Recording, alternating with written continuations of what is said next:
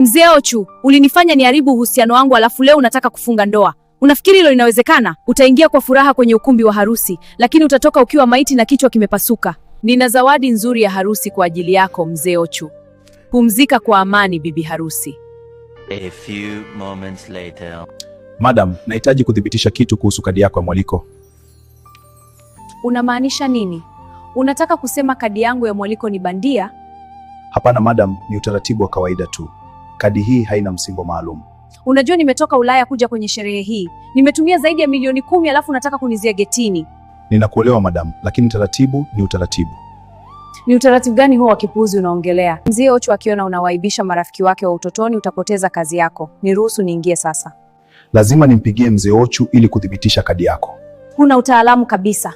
Unataka kumpigia bwana harusi mwenye shughuli nyingi siku ya harusi yake? Achana na hilo. A few moments later. Mikono juu. Ukijaribu kusogea nitakupiga risasi moja tu ya tako. Tupa bastola chini. Sawa, ninaweka mikono yangu juu. Mzee Ochu, tumemkamata mtu asiyealikwa kwenye mlango wa kuingilia na ana silaha. A few moments later. Nilijua utakuja. Mzee Ochu, tafadhali nisamehe. Afisa, mpelekeni. A few moments later. Na kuhukumu miaka 10 jela kwa kumiliki silaha kinyume cha sheria na kuingia kwenye harusi bila mwaliko.